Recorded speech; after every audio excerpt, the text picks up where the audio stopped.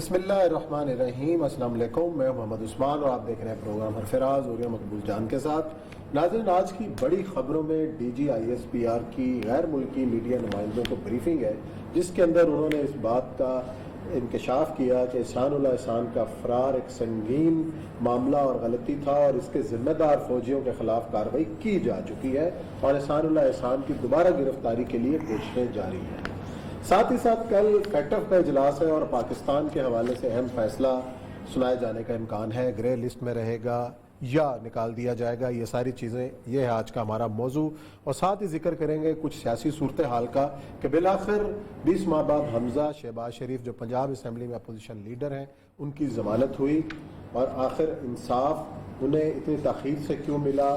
اور اس کے بعد ایک اور جلسہ ہوا ہے آج وزیر آباد میں، مریم نواز صاحبہ کا خطاب اور پنجابی کے اندر خطاب کیا، اور پنجابی کارڈ کیوں کھیلنے پر مجبور ہو رہی ہیں مریم نواز، اس پہ بھی کریں گے بات۔ اور آخر میں ایک اور اہم ایشو کہ جو ہمارے وزیر اعلیٰ پنجاب جناب عثمان بزدار صاحب نے ایک اہم پوسٹ پر اپنا بہت ہی قریبی ایک بندہ لگایا ہے، کون ہے وہ ذرا بعد میں آپ کو بتائیں گے، لیکن بڑھتے ہیں اپنے پہلے موضوع کی جانب۔ اور یہ صاحب D G I S P R کی press conference Ehsanullah Ehsan کے فرار کے حوالے سے میڈیا بڑا شور کرتا رہا، سوالات بھی ہوتے رہے، اور آج بالآخر بتایا گیا ہے کہ جو ذمہ دار افراد تھے ان کے خلاف کارروائی کی جا چکی۔ دیکھیں، پہلی بات تو یہ ہے کہ فرار تو ایک روٹین کی صورتحال ہوتی ہے۔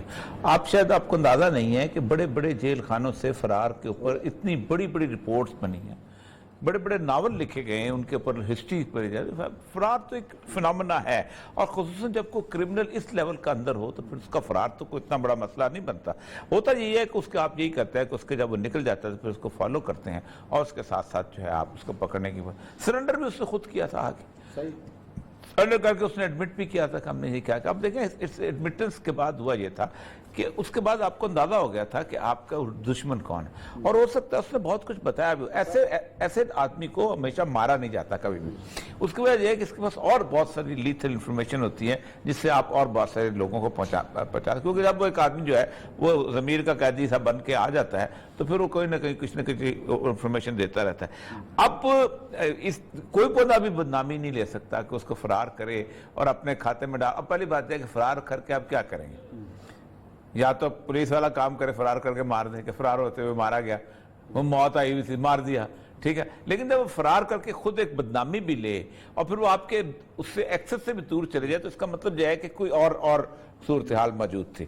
تو اچھا، دوسرا یہ ساری چیز اب کل فیٹف ہے، فیٹف کے حوالے سے جو ہے اہم فیصلہ پاکستان کے حوالے سے کل کیا جا سکتا ہے۔ میں اس کے اوپر میں بڑی تفصیل سے اس قوم کو تھوڑا ایجوکیٹ کرنا چاہتا ہوں جو ہمارا میڈیا پڑھ لکھ کے نہیں کرتا۔ دیکھیں، پاکستان پہلی دفعہ 2008 میں آیا تھا گرے لسٹ میں، ٹھیک؟ ہم سمجھتے ہیں فیٹف نے ایک دفعہ گرے لسٹ میں ہم رہ گئے تو پتہ نہیں مر جائیں گے۔ 2012 سے 2015 تک گرے لسٹ میں آیا، اور ہمیں پاکستان کی تاریخ کا سب سے بڑا آئی ایم ایف کا بیل آؤٹ پیکج ملا $6 بلین کا 2013 میں، ہم گرے لسٹ میں تھے۔ اس بیل آؤٹ پیکج کے بعد ہم نے انٹرنیشنل مارکیٹ سے، گلوبل فائنینشل مارکیٹ سے ہم نے قرضے بھی لیے، وہ کئی $1 بلین بنتے ہیں، اور آپ سوچ سکتے ہیں کہ وہ کافی تھے۔ اچھا، اس کے ساتھ ساتھ اس کے اندر جو اس کی پوری کی پوری ہسٹری ہے وہ میں ذرا سا آپ کو سنا دوں تو آپ حیران ہو جائے گا کون کون سے ملک رہے ہیں، اور وہاں تو کوئی شور نہیں مچاتا۔ پاکستان میں میڈیا میں ہر بندہ اپوزیشن بھی اٹھے گی تو فیٹف، گورنمنٹ بھی اٹھے گی تو فیٹف۔ 1989 میں کوئی G7 ملک ہیں، انہوں نے مل کے کہا کہ یہ منی لانڈرنگ وغیرہ ہو رہی ہے، پیسے ویسے بہت اس طرح سے پیسے کا کنٹرول نہیں ہوتا، کو کیا جائے۔ تو انہوں نے ایک مانیٹرنگ سسٹم بنایا اپنا۔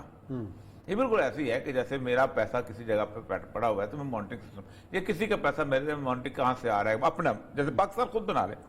اور انہوں نے 2000 میں ایک لسٹ شائع کی، آپ اندازہ کر سکتے 15 ملک تھے اس میں۔ کیمن آئی لینڈ تھا، بہاماس تھا، ڈومینیکا تھا، اسرائیل تھا، لیبنان تھا، ٹھیک ہے، اس کے بعد پاناما تھا، فلپین تھا، رشیا تھا، یہ سارے ملک اس وقت موجود تھے۔ پھر 2001 میں وہ 8 رہ گئے، ان میں ایجپٹ آ گیا، اس میں گرنیڈا آ گیا، گوٹیمالا آ گیا، ہنگری آ گیا، انڈونیشیا آ گیا، میانمار آ گیا، نائجیریا آ گیا، یوکرین آ گیا۔ 2002 میں پھر یہ لسٹ 14 پہ چلے گی، کچھ اور ملک اس میں ایڈ ہوتے رہے، फिलीपीन, रशिया फिर आ गया इसके अंदर, फिर तो ये सारे मुल्क आते रहे ग्रे लिस्ट के अंदर सारा कुछ।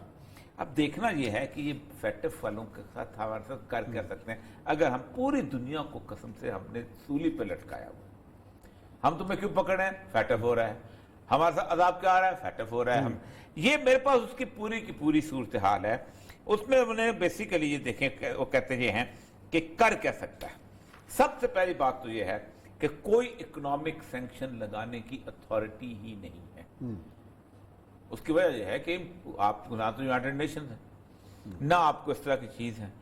दो मुल्क हैं जिन जो ब्लैक लिस्ट में अभी तक हैं, ईरान और नॉर्थ कोरिया। अच्छा, नॉर्थ कोरिया भी जिंदगी गुजार रहा है तो ईरान भी जिंदगी गुजार रहा है। ईरान में तो मैं रह के आया हूं, उनका भी पूरे किसी ने नहीं माना, ना इंडिया ने माना उनके साथ तेल खरीदते हुए, ना यूरोपीय यूनियन ने माना किसी तरह पर खरीदते रहे। Banks will demand high level of due diligence, बस एक सिर्फ काम कर सकते हैं, वो तो अब भी हो रही है सर। आप देखें उसके ऊपर फाइनेंशियल एक्सपर्ट्स क्या कहते हैं कि अगर ये काम बैंक्स कर लें तो अपना फायदा है, दो काम हो जाएगा, एक तो डॉक्यूमेंटेशन ठीक हो जाएगी आपकी, सही है, और दूसरा ये है कि ट्रांसपेरेंसी आ जाएगी। मतलब ये नहीं हो सकेगा कि अपना मैंने चोरी किया एक जगह से और अपने पीएम को कहा यार पैसे जमा कराया, और वो पैसे अपने खाते जमा करें, भाई साहब किधर से आए हो, कहाँ आए हो, पैसा कमाया कहाँ से।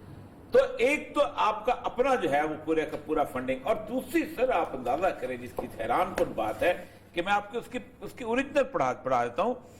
It has no direct investigatory powers, किसी किस्म की कोई, एक उनका एक छोटा सा ऑर्गेनाइजेशन है, 48 मुल्क के करीब इकट्ठे, close AML CFT regime closely to inform the contents of its blacklist. Some observers have criticized the use of the term non-cooperative in reference to the countries in the blacklist, pointing out that some may rather than acting defiance of international best practices. सही बात, वो कहते हैं जी international best practices है उसके बारे में। 21 फरवरी 2020 को जो लिस्ट आई है उसमें अल्बानिया है, बहामास है, बारबाडोस है, बोत्सवाना है, कंबोडिया है, घाना है, आइसलैंड जैसा मुल्क है। अच्छा, अब मैं उसकी वजह बताऊं क्या है। आइसलैंड जो है इनको कहते हैं बैंकर्स कंट्री। उसमें हो जाता है कि बैंकर्स ने पूरे कौम को डुबो दिया था, तो कौम खड़ी हुई थी और कौम ने जाके पार्लियामेंट का घेराव कर दिया था और उन्होंने कहा था हम नया आइन बनाएंगे। उन्होंने कहा जी आइन, कहते ना ना ना, ये बैंकर्स के बिके हुए मेंबरान असेंबली हैं।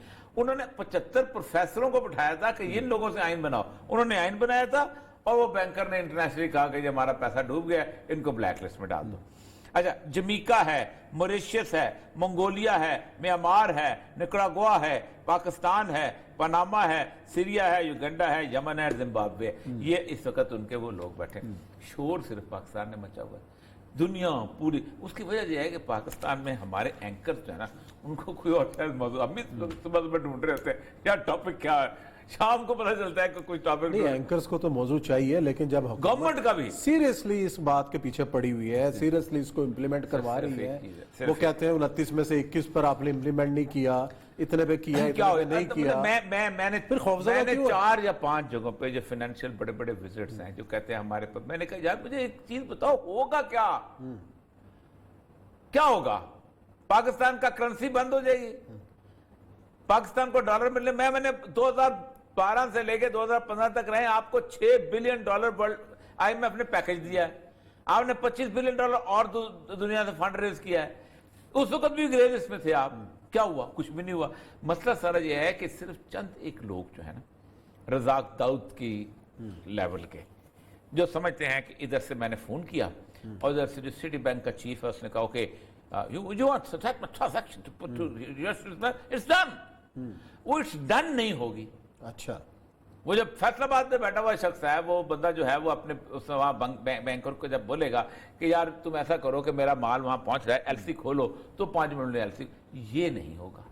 आपको पेपर पूरे करने पड़ेंगे, आपको बताना पड़ेगा कि मेरी फैक्ट्री में इतने मजदूर हैं, उन मजदूरों ने मिलकर इतनी शर्टें बनाई हैं, और उस मजदूरों में इतनी पावर लूम है, इतने स्टिचर बैठे हुए थे, इन स्टिचर से इतनी चीजें आई हैं और इतने वहां पर ट्रांसपोर्ट हुए। सही, इससे 2-3 फायदे होंगे उस्मान साहब। पाकिस्तान में आपको पता है सबसे बड़ा स्कैंडल जो है वो रिबेट का है।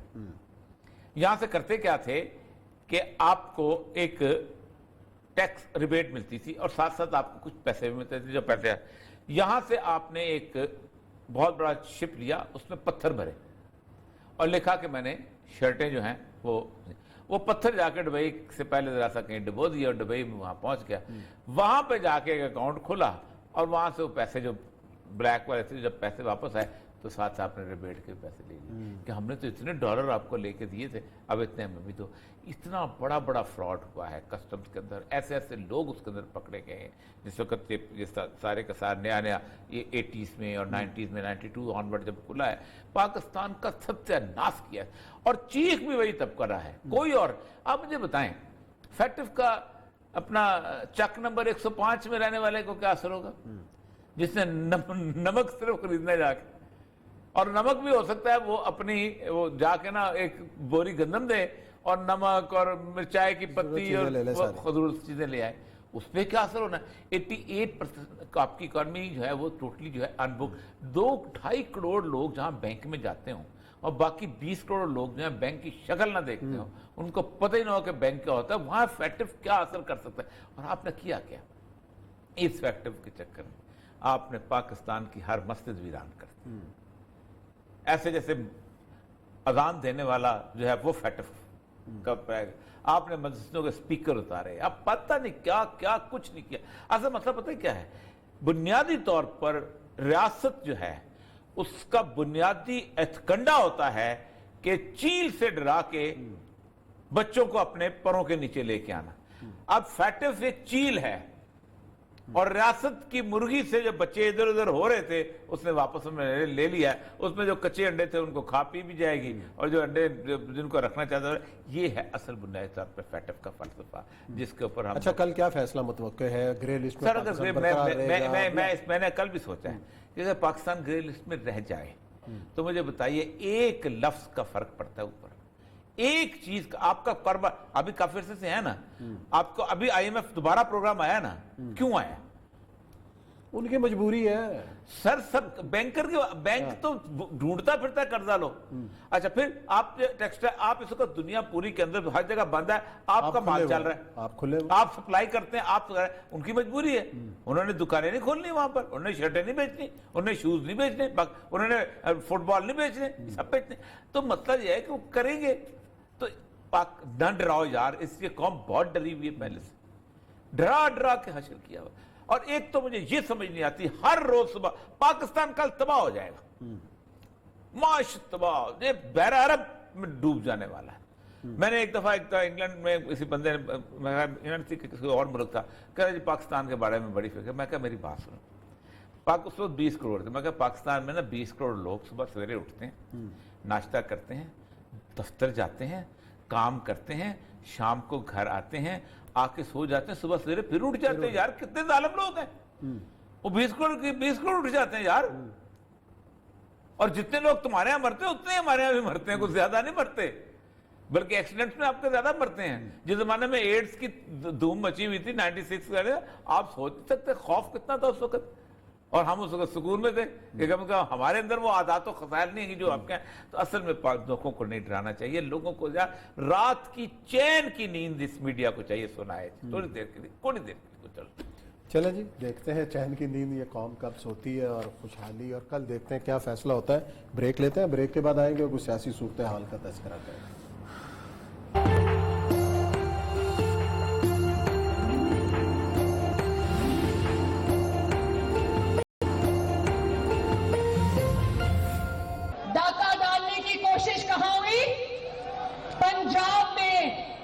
पूछना चाहती हूं कि ठीक है, नवाज शरीफ की हुकूमत नहीं है पंजाब में, शहबाज शरीफ की हुकूमत नहीं है पंजाब में, लेकिन क्या तुमने पंजाब को इतना लावारिस समझ लिया था कि तुम पंजाब पर डाका डालोगे और पंजाब तुम्हारा मुंह देखता रहेगा? नहीं, पंजाब ने न सिर्फ अपने वोट पर डाका नहीं डालने दिया, पंजाब ने वोट चोर पकड़ लिए। पंजाब ने कहा ठहरो, पंजाबियों के वोट पर डाका डालने आए हो, पंजाबी जब जाग जाते हैं तो घर तक छोड़ के आते हैं। और पंजाब ने खसूसन डस्का के अवाम ने और वजीराबाद के अवाम ने न सिर्फ अपनी बेइज्जती और वोट पर डाके का बदला लिया, बल्कि 2018 के जाली इलेक्शन का पोल भी खोल दिया पूरे पाकिस्तान के सामने। जी और ये साहब पंजाब सोच के ऊपर शर्म आनी चाहिए। नून लीग को आखिर जरूरत क्या पड़ी मुझे है ये समझ नारा नहीं आती, लगाने की? मुझे ये, और मैं तारीख सुनाऊं पंजाब की? फिर मैं पंजाबी हूं, उसके बावजूद भी शर्मसार हूं उस तारीख के ऊपर। और किस बात की बातें करती हो? सिंध कार्ड, कोई आप पंजाब सोच नहीं कार्ड, सकते उस्मान साहब, पाकिस्तान कार्ड पाकिस्तान के अंदर, मैं आपको अताला मैंगल की बात बताता हूं। अताला मैंगल जहां पर आए, अमीर निजामी साहब ने फंक्शन किया था, बलोच। अताला मैंगल ने कहा कि अगर पाकिस्तान में सारा पाकिस्तान लदा हो गया और सिर्फ बलूचिस्तान अकेला रह गया तो मैं उसका नाम पाकिस्तान रखूंगा। और तुम खड़े होकर नफरतें पैदा करती हो, बातें करती है। इसके बाप ने भी ऐसे किया था। जाग पंजाबी पागल लग गया दाल दिमाग। वो पंजाबी हो तो फिर जाओ वहां पर, तुम्हारे ज्यादा बेहतर भाषा बोली जाती है। अमृतसर में जाके बैठो, तरन तारण में बैठो, जाकर जहां भी जाती उम्र है ना। और फिर ज्ञानी दयाल सिंह जो कहता आपके बारे में कहता था, आपके बुजुर्ग क्या करते थे उनके बारे में बात कर लो। यानी मुझे तकलीफ हुई है सुन के। देखिए हर कौम, हम महमूद तकजीब पे क्यों बात करते हैं कि बुनियादी तौर पे एक तासुब की बात बयान करता है, और तुम्हारे ही जलसों में उसने किया। तो तुम्हें अंदाजा है कि तुम्हें पता है लाहौर के वॉल सिटी में कितने लोग हैं जो पश्तून हैं? 48% पश्तून रहते हैं लाहौर वॉल सिटी में, जहां तुम्हारा हमजा शहबाज जो इलेक्शन जीतता है, जहां तुम्हारा बाप इलेक्शन जीतता रहा है। तो आपको पता है कि इस पंजाब के ऊपर कम से कम 52 सिर्फ इमदाद लड़ी की जो है ना, वो जो बसें हैं, सदाबार बसें वो चलती हैं, कोयटा से चल के पिशावर जाती हैं। और कौन सी ऐसी इस सरजमीन पर आप सोचें, अटक से लेकर तो शनिवारी होटल कितने हैं? ये तो गुलदस्ता है भाई, ये मुल्क। तुम उसको कांटा बनाना चाहते हो? कोई यार को हद होती है किसी चीज की, आदमी की मतलब जिसे कहते हैं ना कि तासुब की, नफरत की, एक्सप्लॉयटेशन की को हद होती है। तुम सर्जरी कराना है इमरान खान से कहते हैं जाने दो भाई, इसको जाने दो। चलो देखते हैं क्या फैसला करते हैं। आज बड़ी अहम डेवलपमेंट ये हुई है, बिलाखिर हमजा शहबाज साहब को 20 महीने के बाद उनकी जमानत मंजूर हुई है, अदालत ने उनको रहाई का हुक्म दिया है। तो मतलब इंसाफ का ये आलम है कि भाई एक बंदे ने 20 महीने जेल में गुजारे हैं, 14 महीने के बाद उनका रेफरेंस आप दायर करते हो। पहली बात तो ये है कि मैं नैब के कानून के तहत किसी शख्स की गिरफ्तारी का कायल ही नहीं हूं जब तक कि उसकी सजा नहीं हो जाती। उसकी एक वजह है, कोई इनमें ऐसा शख्स नहीं है कि जिसने कत्ल किया हो और वो मजीद कत्ल करने चल पड़ा।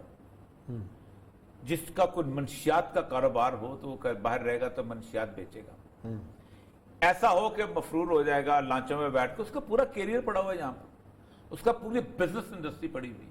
आपको पता है कि जो बिजनेस 1 करोड़ 2 करोड़ रुपए जब जमानत देते हैं, ये नकद नहीं होती, ये बुनियादी तौर पे उस बंदे की जिम्मेदारी होती है कि इसको लेके आएगा।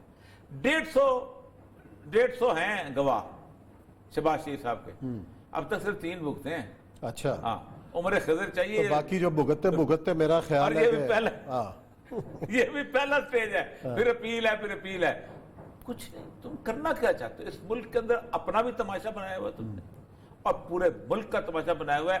या तो आप अदालतें लगाओ जैसे ईरानियों ने लगाई थी कि भाईजान आ जाओ, ये तुम्हारी जायदाद है, ये तुम्हारा। लेकिन और ये सब आज जमानत हो गई, लेकिन जो 18 महीने 20 महीने मीडिया ट्रायल हुआ है कि ये पकड़ा गया, इसके सबूत आ गए। मैं तो शहबाज शरीफ के भी 1 घंटा अंदर रहने का कायल नहीं। देखिए नवाज शरीफ गया था कन्विक्शन के बाद, आपने भेजा था। कन्विक्शन से पहले तो जेल का तस्वुर ही नहीं। अल्ताफ साहब को रखा उन्होंने जेल में, कितने बड़े बड़े इल्जाम थे। सुबह बुलाया, शाम को छोड़ दिया। मुझे ये बताए कहां चला जाएगा शहबाज शरीफ, कहां चला जाएगा हमजा शहबाज? आप टॉर्चर करना चाहते हो? आप तस्कीन दिल को लेना चाहते हो? बोले को बातें करने की कि एक शख्स जो है वो इस इल्जाम का, उसका कारोबार है, उसका बिजनेस है, उसका घर है, उसकी गाड़ी है, उसका दोस्त है, उसका इलाका है, कहां भाग जाएगा वापस? आप सुबह बुलाओ, हमने मुशर्रफ का जमाने नैब की पेशियां भुगती, सुबह सवेरे जाके बैठ जाते थे आदमी लगा के। पॉलिटिकल विक्टिमाइजेशन का किस चीज का नाम है? अगर तो हम ये काम, ये अगर इमरान खान साहब ये समझते हैं कि मैं छोड़ूंगा नहीं, सिर्फ इमरान खान नहीं, इससे पहले इन्होंने भी तो किया। इन्होंने भी यही किया। सैफ रहमान सैफ रहमान कमीशन क्या था, एहतसाब कमीशन। सर सैफ रहमान से उस्मान साहब ऐसे खौफजदा होते थे लोग, जिसके हिसाब से भागते थे लोग, भागते थे। वही मीर शकील रहमान साहब के खिलाफ सैफ रहमान ने भी कार्रवाई की थी, इन्होंने भी की, इन्होंने भी की थी। आपको पता है कि लिस्ट दी गई थी कि इन लोगों को निकाल दो, इन लोगों को निकाल दो, और कोटा जिस तरह उसका बंद हुआ अखबार का, और जिस तरह उसको गला 2 सफ़े का अखबार है। हाँ, 2 सफ़े का अखबार है कोटा। तो मतलब सारा ये है कि ये इस पाकिस्तान के अंदर ये खत्म होना चाहिए यार। होता क्या है कि at the end of the day, अब 2 साल बाद इलेक्शन आ जाने ना, 1.5 साल बाद इमरान खान साहब ने प्रेपरेशन में चले जाना, 1.5 साल तक केस तो खत्म नहीं होते। अब ये सारे हीरो इसके मुकाबले में खड़े हो जाएंगे। इमरान खान ने तो कोई जेल नहीं काटी, इन लोगों ने तो जेल काटी हुई है। इमरान खान साहब ने काटी है 15 दिन की जेल, जब पंजाब यूनिवर्सिटी से पकड़े गए थे और वो लेके गए थे। मुझे पता है हाँ, लेकिन वो कोई नहीं, मसला ये है कि हीरो ये बन जाएंगे ना। आप जब पॉलिटिकल सूरत होती है फिर कोई नहीं देखता कि आप किस इल्जाम में गिरफ्तार हुए थे। आप तो जिसमें भी गिरफ्तार हो, आपको इस बारे कहा जाता है कि चौधरी और को उन्होंने। अच्छा, आज वो उनके जमानत का फैसला हुआ, यार लोग आज से गुफ्तगू शुरू कर दी गई, जो हमजा शहबाज आ गए, सेनेट के इंतखाब से पहले बड़ी टाइमिंग है, और अब जनाब मरियम नवाज के मुकाबले के लिए हमजा शहबाज को छोड़ा गया है। नई कंट्रोवर्सी थ्योरीज पैदा की जा रही हैं। पाकिस्तान में ईमान से सिगरेट, ये नहीं देखते कि 20 महीने अगला भुगत के और काश लगाते हैं, काली चाय पीते हैं, चाय पीने के बाद यूं करके वो कहते हैं ओ करूरा, और ऐसी कहानी बनाएंगे, ऐसी आपने देखा होगा प्रेस क्लब में अगर माहौल देखे उनका होता है। अच्छा, दूसरा जो सबसे इम्पोर्टेंट आज बात हुई है कि एक नून लीग ने टिकट दिया है सेनेट का परवेज रशीद की जगह इरफान सदीकी साहब, वैसे हमारे कालम निगार, अदीब, प्रोफेसर, उस्ताद। देखें, नून लीग और पीपल्स पार्टी दोनों में एक ये है कि लॉयलिस्ट को नवाजते बहुत। हमारा दोस्त है ताला कासिम, कभी किसी ने सोचा होगा कि एमए कॉलेज का एक प्रोफेसर जो एमए कॉलेज के प्रिंसिपल बनने का भी ख्वाब ना देख सके, उसे आप उठा के तो नॉर्वे में एम्बेसडर लगा दें, उसे आप उठा के वहां लगा दें। एक साफी जिसके साथ आपने खुद ही जुल्म किया, उसको बंद किया हो, उसको आप पीसीबी का चेयरमैन लगा दें, ठीक, उसको आप केयर टेकर चीफ मिनिस्टर लगा दें, तो वो नवाजते हैं। इस तरह और बहुत सारे लोगों को नवाजा है। देखिए, मैं आज एक कॉलम लिखा है मैंने। अच्छा, एक और काम अच्छा किया है कि मुशाहिदुल्लाह खान के बेटे को मैंने कॉलम लिखा है आज सेनेट के ऊपर। 49 मुल्क ऐसे हैं जिन्होंने ये सेनेट की अय्याशी खत्म कर दी है। देखें, 1947 से लेके 73 तक पाकिस्तान में सिर्फ यूनिकैमरल थे, सिर्फ एक पार्लियामेंट होती थी, कोई सेनेट नहीं थी। कायद आज़म जिस असेंबली में थे, सेनेट नहीं थी। सेनेट बुनियादी तौर पे एक ऐसी अय्याशी है जिसमें 2 काम होते हैं। एक तो ये है कि वो बंदे जो इलेक्शन नहीं जीत सकते, जो आपके मोहब्बत करने, आप उनको नवाजते हो, या फिर आप एक बकरा मंडी करते हो कि वोट ले लो मेरा, वोट ले लो मेरा, वोट ले लो। ये ऐसी अय्याशी है जो कि बुनियादी तौर पर बरतानिया से शुरू हुई थी। सही बात। बरतानिया ने दारुल उमरा बनाया था। उन्होंने कहा ये लोग इलेक्शन तो नहीं जीत सकेंगे, हम क्या करें? तो हाउस ऑफ लॉर्ड्स। तो एक आदमी जब अपनी जायदाद बेच के अमेरिका जाने लगता था तो कहता था ये सिर्फ जायदाद नहीं है, ये हाउस ऑफ लॉर्ड की सीट भी है। अच्छा, इसके साथ तुम ये जायदाद खरीदो, तुम खुद। तो होता क्या है कि एक आदमी जिसकी कोई पहचान नहीं, कोई शनाख्त नहीं, कुछ नहीं, वो बंदा जो है वो आके ये कर लेता। एक ये इरफान सदीकी साहब, अल्लाह ताला खुश रखे और कामयाब करे उनको, कामयाब करे, कुछ कर जाए, कुछ मतलब कि वहां जाके अगर वही करना है कि आपने वो डिफेंड उस सूरत हाल में जाना है तो नहीं है। अच्छे आदमी हैं, शायर अच्छे हैं। जिस तरह कॉलमों में वो आवाज उठाते रहे हैं मसाइल के ऊपर, मेरा ख्याल है कि सेनेट में कुछ आवाज उठा दे, हमारी आवाज सेगमेंट में एक अदब के हवाले से हम आवाज उठा। मेरा ख्याल है पहला टास्क ही होना चाहिए कि वो पहुंच गई, आवाज पहुंची। चलो जी, ब्रेक लेते हैं, और क्या आवाज ब्रेक के बाद उठानी है ये हम करेंगे, आपको बताएंगे ब्रेक के बाद।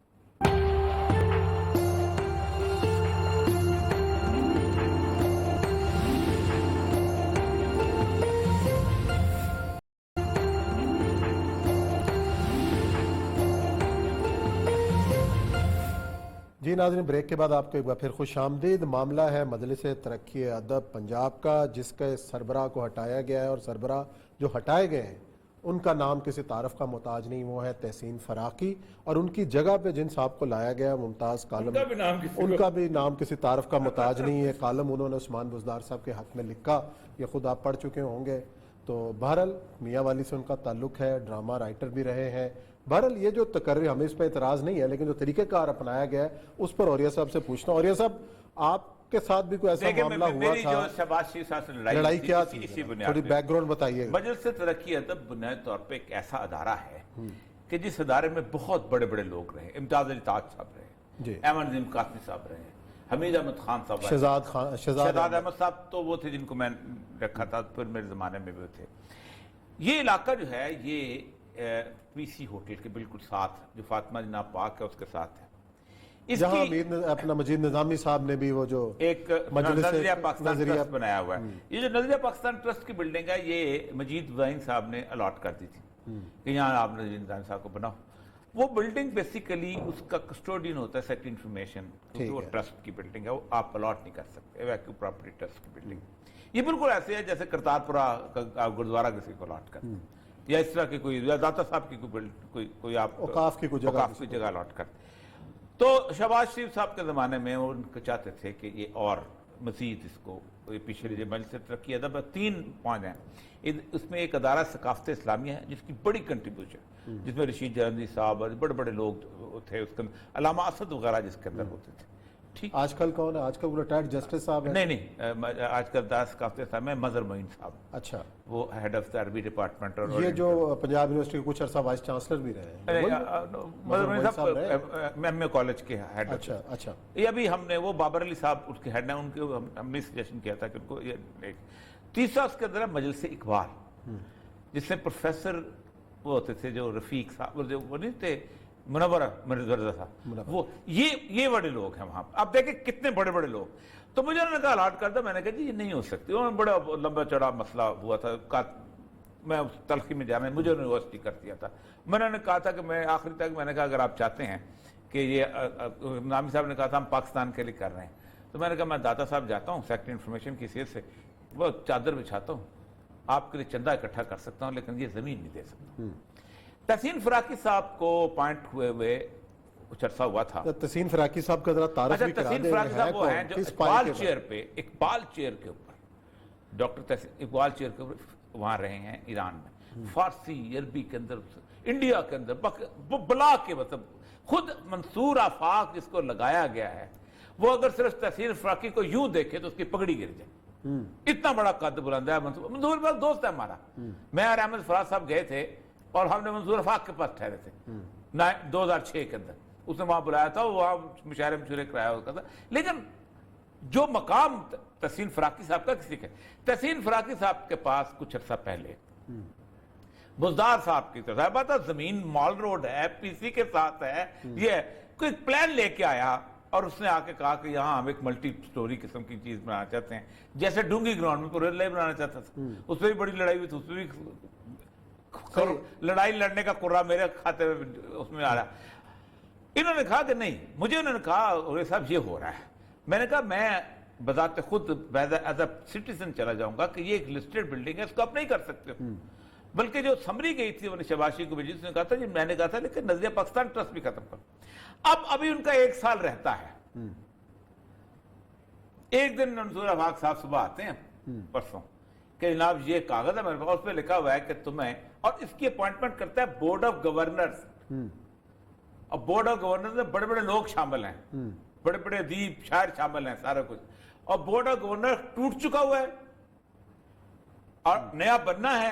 اس بننے سے پہلے ٹل دی اپروول کہ آپ اس کو لگا دیں گے, پھر بورڈ آف گورنر بنا کے اس کے اپروول لے لیں گے. It's a bad test. پہلی بات تو ہے کہ منصور آفاق سے کہتا ہوں کہ تم 1 لاکھ روپے تنخواہ پہ جو آ رہے ہو نا, 90-80 ہزار 1 لاکھ ہوگی زیادہ تنخواہ, جتنا بڑا کام وہاں لوگ کر چکے ہیں, آپ سمجھتے ہو کہ تم کس قابل ہو کہ تم اس کرسی پہ بیٹھ سکو؟ یہ ایسی کون کون لوگ وہاں پر رہے ہیں, آپ خود سوچیں. اور آپ اس کے ساتھ سب سے بڑی بات دیکھیں کہ اس پی ٹی آئی کے گورنمنٹ کے اندر یا تو کچھ سجیشن دینے والے, انہوں نے فلم سینسر بورڈ کا ایک بچے کو چیئرمین لگایا اور وائس چیئرمین لگا دیا کس کو, وہ آلریڈی موجود تھا, وہ عثمان پیرزادہ. وہ کہتا ہے میں اس بچے کے سامنے کیا کہوں جس کو فلم کے الفبے کا نہیں پتا. اگر آپ نے اسی طرح لوگوں کو نوازنا ہے, اگر پی ٹی آئی کے دھرنا میں بیٹھے ہوئے چند لوگ جن کو 2 سٹیپس کرنے آتے ہیں تو ان کو پپو سپرانٹ بنا دینا ہے, اور جن کو جن کو تھوڑی سی گانا آتا ہے تو اس کو جناب آپ نے ہیڈ آف دا الحمراء لگا دینا ہے. مطلب کمال یار, کچھ تو کرو. اور ادب کے چھاپے میں مت ہاتھ ڈالو. ایک بات بتاؤں خان صاحب، ایک بات یاد رکھیں، میں آپ کو بڑا واضح کر رہا ہوں، یہ جو ادیب شاعر کلاس ہوتی ہے نا، اس کلاس کے اندر ایک دفعہ امیج خراب ہوتا ہے، آپ تباہ برباد ہو جاتے ہیں. ٹولنٹن مارکیٹ نواز شریف کے زمانے میں اور باقی لوگوں کے زمانے میں اس کو اوپر پلازا بنانے کا آ گیا. وحید الدین صاحب ہوتے تھے، ابھی بھی ہیں، اپنا فقیر وحید الدین اور فقیر عزیز الدین وہ تھے، اور انہوں نے لاہور کے میاں عزیز اسلام انہوں نے کہا دیکھو پاس اس ایک بلڈنگ میں پلازا تو بن جائے گا، لیکن اگلے کئی سالوں تک آپ کا نام جو ہے اس بات میں آ جائے گا کہ آپ میں نہ اسٹیٹکس ہے نہ سینس ہے نہ کچھ. اور پھر آپ پرویز بھائی ہمارے ہزار بات ہے، آپ اس میں کام ہم نے خود کام کیا، میں اس سے ڈی جی آر کالج کے زمانے میں یہ کام ہوا تھا. آج اس کی لوگ 10,000 دفعہ تعریف کرتے ہیں. دنیا آتی ہے وہ کہتی ہے کہ کلچرل کیپٹل ہے لاہور. اور پھر سب سے بڑی بات ہے کہ ایرانی آتے تھے، مذہب ترقی ادب کی آدھی سے زیادہ پبلیکیشن ہیں وہ ایرانی ہیں، فارسی اوریجن کی ہیں. دوسری سے وہ آتے تھے، انڈیا کے لوگ آتے تھے، وہ کہتے وہاں تحسین فراقی بیٹھا ہوا ہے، وہاں شہزاد احمد بیٹھا ہوا ہے، وہاں منظم قاسم بیٹھا ہوا ہے، وہاں بیٹھ جائے اوریہ مقبول جان کی طرح کا ایک معمولی سا آدمی، تو یہی ہوگا. کسی ادارے کی عزت ہوتی ہے یار، کسی ادارے ضروری نہیں کہ میاں والی میں سارے ذہن پیدا ہوتے ہیں عمران خان کی طرح. منصور فاق میرا دوست ہے، بہت اچھا دوست ہے، میں اسے ذاتی طور پہ درخواست کروں گا کہ خدا کے لیے اس 1 سال کے لیے آپ جوائن مت کرو. اس کا قد زیادہ بلند ہوگا، بہت زیادہ بلند ہے. کالم لکھ رہے ہو یار، بڑا اچھا کالم ہے، آپ نے بزدار صاحب پہ کالم لکھ دیا، بڑی اچھی بات ہے، بزدار صاحب بھی خوش ہوں گے. کیا بات ہے، کالم کا عنوان کیا تھا؟ عمران خان کے بعد بزدار صاحب ہی مطلب ہیں، تو وہی اتنا بڑا صوبے کو رن کر رہے ہیں. عثمان بزدار صاحب کسی سے کم نہیں ہے. اس کا مطلب عمران خان صاحب کو دیکھ لیا کہ جا رہے ہو گئی ہیں. نہیں، عمران خان صاحب اگلے 5 سال بھی آپ کے بقول رہ رہے ہیں. میرے بقول لیکن میں ویسے کہہ رہا ہوں کہ یار خود کچھ حد ہوتی ہے. دیکھیں بہت پوزیشن، قاسم صاحب آپ کو مجھے تکلیف ہوئی، میں جب سیکرٹری قاسم صاحب 25,000 روپے تنخواہ لیتے تھے. احمد ندیم قاسمی، اچھا، وہ الاؤنس بڑھایا آپ نے کر کرا کے 75,000 روپے کرائی تھی، شہزاد احمد صاحب کو لے کے آئے. یہ اس ملک کا حال ہے. چلیں جی، خیر کیا کیا جا سکتا ہے. ناظرین، یہاں پروگرام کا وقت ختم ہوا. کل نئے موضوعات کے ساتھ آپ کی خدمت میں حاضر ہوں گے. اپنا خیال رکھیے گا. اللہ حافظ.